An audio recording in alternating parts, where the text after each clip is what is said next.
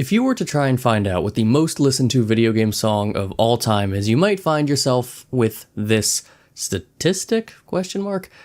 Guinness World Records has identified Megalovania as the most streamed song from a video game soundtrack on Spotify. I think this is wrong.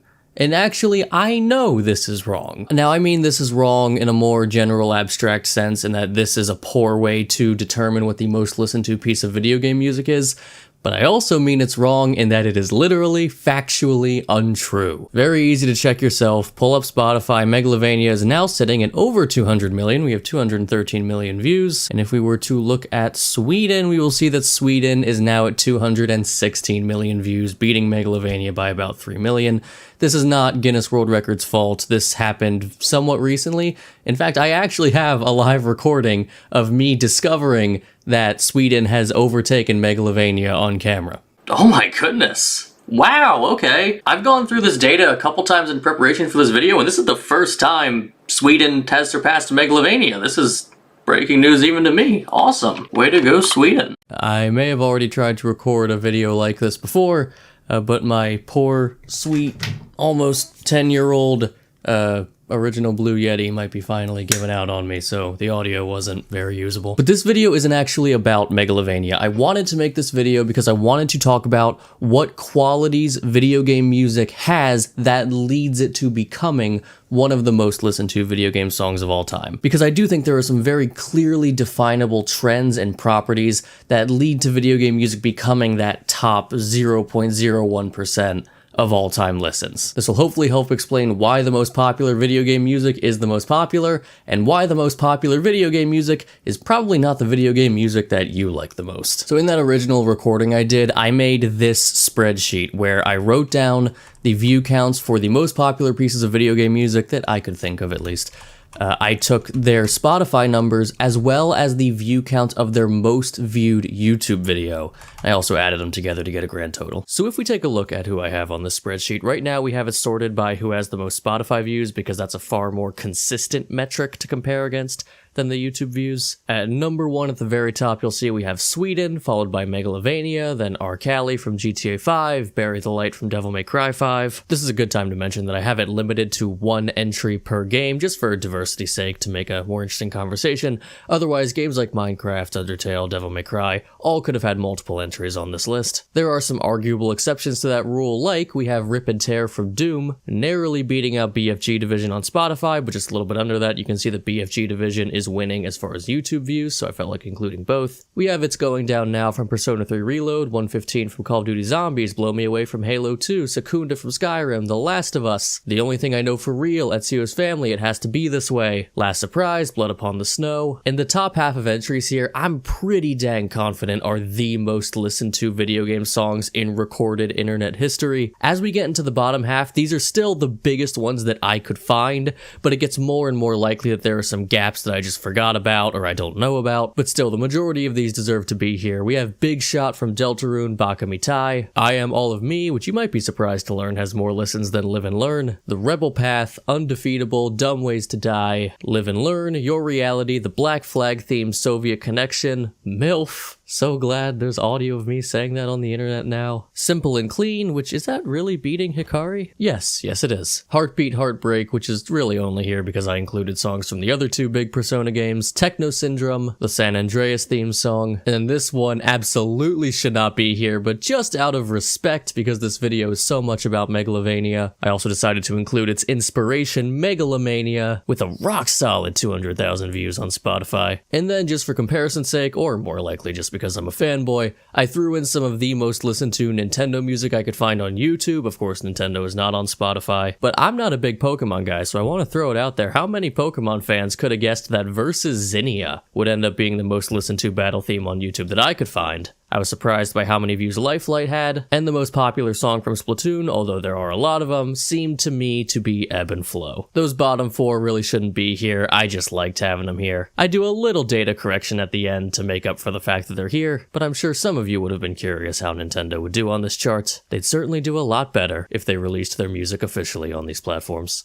So if we sort by the YouTube views, we can see the most listened to piece of video game music on YouTube, just going by their most popular upload, is actually Dumb Ways to Die, which if you don't know, might not technically count because while it is known as a popular video game, it started as just a PSA ad in, I believe, Australia. Then we have Techno Syndrome, which is the theme to the Mortal Kombat movie. You would recognize it if you heard it. Those two might not count as video game music to everybody, but Bury the Light absolutely does. And on YouTube, that was the most listened to piece of video game music on YouTube. That 153 view upload of it got taken down. Thank you to Reddit user Crabber, who posted a screenshot of it before it got taken down so I could find the view count. And some of you may be saying right now that Megalovania's most popular YouTube upload also got taken down due to copyright. And we know thanks to the original poster, I believe their name is GameGuard, that upload was at 140 million before it was taken down. And this was the first big point I made in that original video that I want to make here, is that most people who listen to video game music recreationally, I believe, I don't have data for this, the majority of them are doing it on YouTube and not official music platforms like Spotify. I myself actually just recently switched from Spotify to YouTube Music. Those music streaming services just have too limited of a library. A lot of game companies are not uploading their music onto them. So YouTube is really the only place you can go to get everything, unless you're going to try and find a way to like upload local files of CDs or something. Now that is not reflected in this data. You'll actually often find that the Spotify views outdo the YouTube views.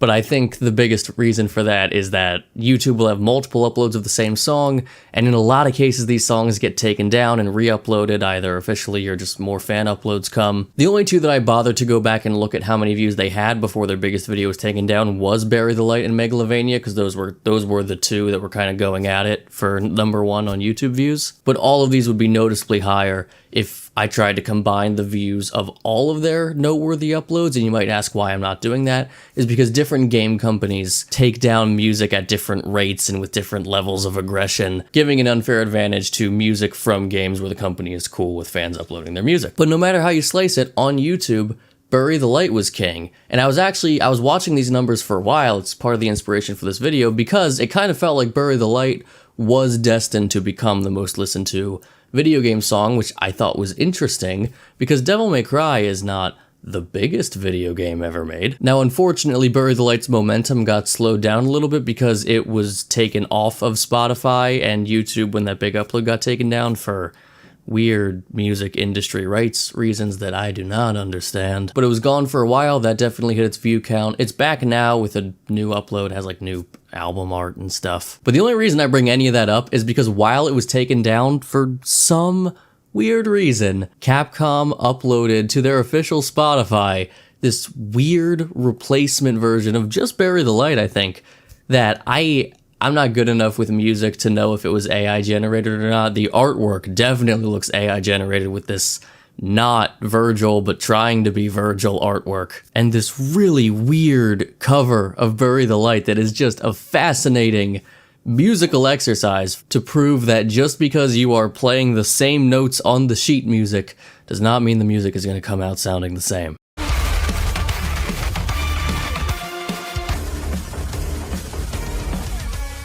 That is not a knock on the people that made that new version of Bury the Light. I'm sure you were given no time or resources to get it made. So yeah, Megalovania had the crown on Spotify. That's now been given to Sweden.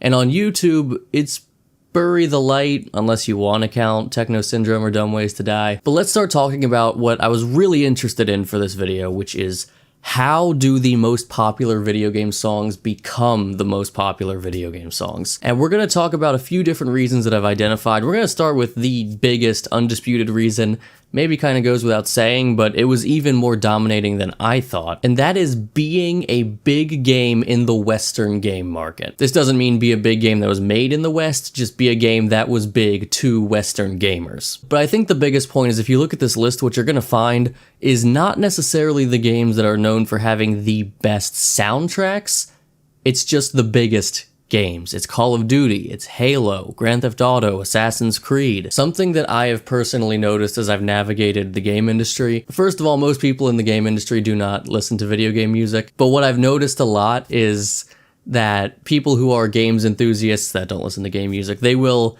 get into these moods or moments where they're like, yeah, well, I should listen to more game music. I remember some game music I really like. Let's look it up and let's listen to some video game music. They will type in a game they like, or maybe a game they remember having good music, and they'll just type in like Cyberpunk 2077 music, Cyberpunk 2077 theme, and they'll click the first link that comes up, and it's probably going to be some big recognizable theme that plays at a major moment in a major area, maybe on the main menu, and that is what they consume, and that is their perception of video game music. And instead of listening to the full Cyberpunk 2077 soundtrack, they'll listen to the top Cyberpunk songs and the top Ghost of Tsushima songs and the top Spider-Man PS4 songs. It's not at all that different from how people consume normal music. Most people listen to a lot of artists' top 5 hits instead of a few artists and their entire discography. But now let's talk about something that I thought would be an indicator of popularity, but might not actually. This was the weakest of the categories that I tested for, and it is memes. I thought, and I still kind of think, that if a song ever becomes a genuine internet meme, a relatively big one,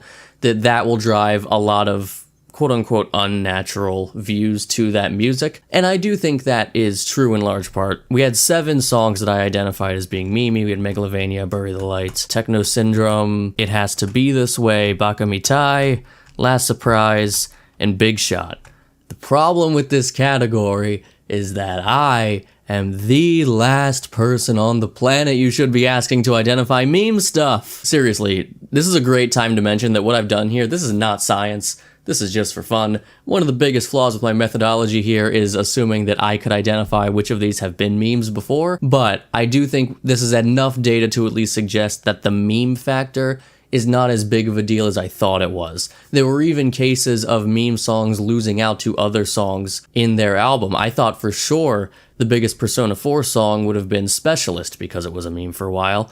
It turned out to be Heartbeat Heartbreak, although that song didn't do particularly great in this ranking either. And yeah, maybe the meme factor boosts the Toby Fox music, maybe it boosted Baka Mitai, but we're just gonna blow past the meme category. And I actually want to talk to you about some things that you might think result in game music becoming really popular that actually kind of doesn't at all. The first one that really doesn't seem to lead to massive views like you might think is being a quote-unquote classic. If you were to pull up the Spotify numbers for Wily Castle from Mega Man 2, Guile's theme, One Winged Angel, they're not going to blows with these guys on our spreadsheet. And there is a pretty important reason for that we're going to get into later. And the second thing is one you can probably guess you might be expecting, but I think it's worth saying anyway.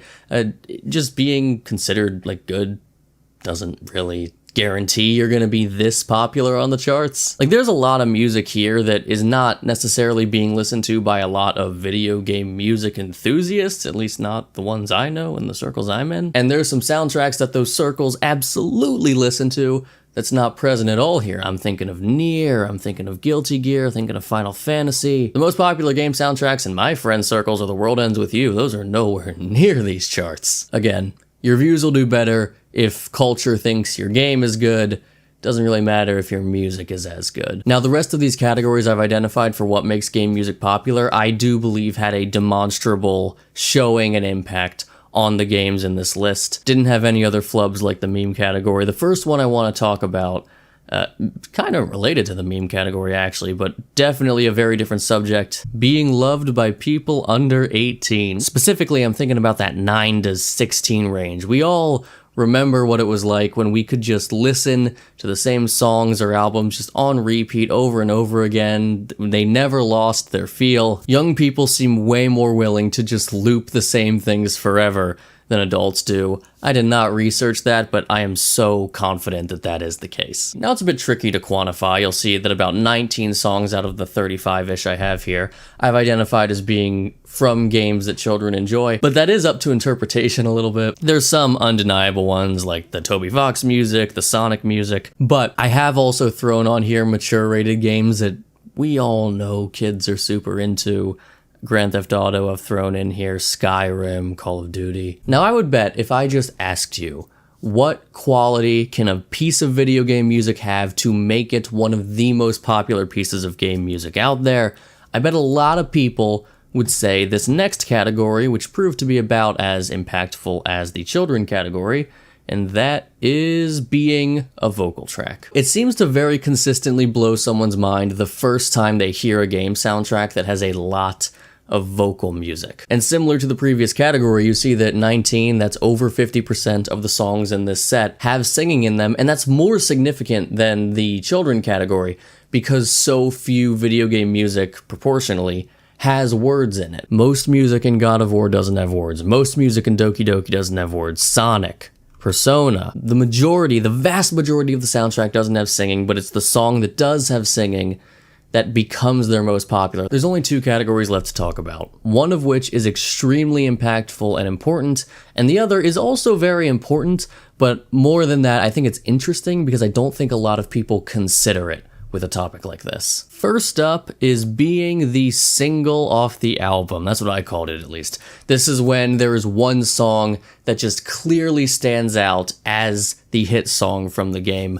And this goes back to what I was saying before, where if there is just one song that is like the song for that game, then a lot of times when more casual fans look up music from the game, they're going to be pulled into that one specific song instead of giving a plethora of different music. And again, this is another fairly subjective category, but you can see here that, at least in my opinion, I've identified 22 of these tracks as being the single off their album, the undisputed biggest song to come from their album. If you'll remember some of those popular soundtracks I talked about earlier, like Nier Automata or Guilty Gear, I think one of the biggest things holding those soundtracks back is that the whole soundtrack is generally kind of beloved. They don't have their one big hit song. A lot of different songs become people's favorites, a lot of them stand out, and it does mean the views kind of get spread across a lot of different music instead of funneling into one all-star track. A lot of the soundtracks you see represented in this spreadsheet, particularly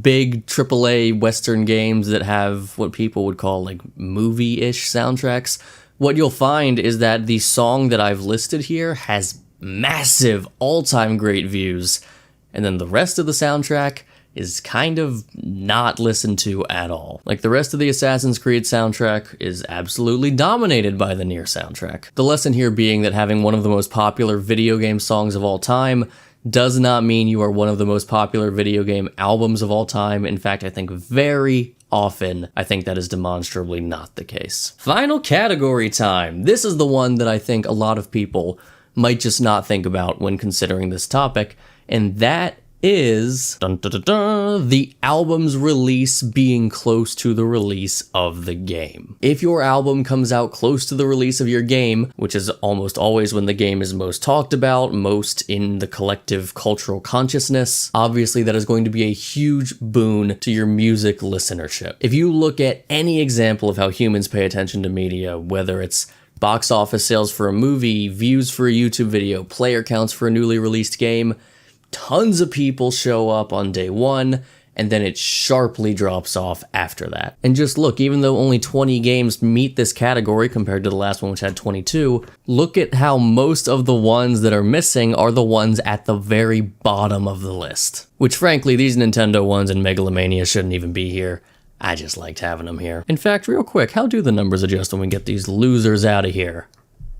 Okay, so then the singles and the album release numbers become equal. That is extremely noteworthy. I am glad I did that. And vocal overtakes children, which we said that seems like a more significant thing. So yeah, I'm glad I checked that real quick. But I'm gonna throw them back anyway, because I like Nintendo. The best possible example I can give you of how important this category is that I bet a lot of video game music enthusiasts would expect one of the absolute highest chart-topping songs to come from Persona 5, and they would be right. Here, we have Last Surprise, which ticked up the boxes for a lot of categories, coming in at 77 million views between Spotify and YouTube.